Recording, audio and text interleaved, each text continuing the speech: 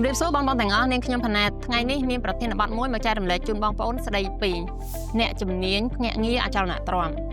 ចំពោះឯកសារសម្រាប់ធ្វើការស្នើសុំចុះបញ្ជីវិញ្ញាបនបត្រវិជ្ជាជីវៈអ្នកជំនាញភ្នាក់ងារ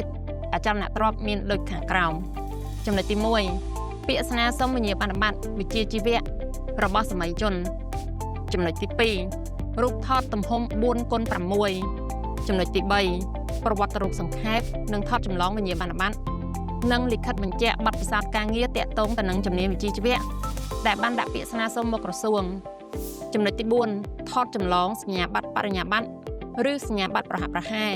ឬវិញ្ញាបនបត្រឬសញ្ញាបត្រផ្នែកភ្នាក់ងារអចលនទ្រព្យដែលចេញដោយគ្រឹះស្ថានបណ្ដុះបណ្ដាលណាមួយដែលទទួលស្គាល់ដោយក្រសួង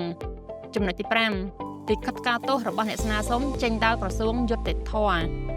ចំណុចទី6ថតចម្លងអត្តសញ្ញាណប័ណ្ណឬលិខិតឆ្លងដែននិងទឹកដីការចូលព្រះរាជាណាចក្រកម្ពុជាចំណុចទី7ថតចម្លងសៀវភៅស្នាក់នៅឬលិខិតបញ្ជាក់អាស័យដ្ឋានស្នាក់នៅក្នុងព្រះរាជាណាចក្រកម្ពុជាចំណុចទី8វិក័យប័ត្របង់ថ្លៃវិញ្ញាបនបត្រវិជ្ជាជីវៈនិងសេវាសាធារណៈចំណុចទី9ឯកសារផ្សេងទៀតដែលតម្រូវ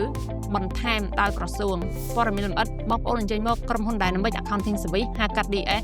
ឬជួយចុច like ឬ comment នៅខាងក្រោមសូមអរគុណ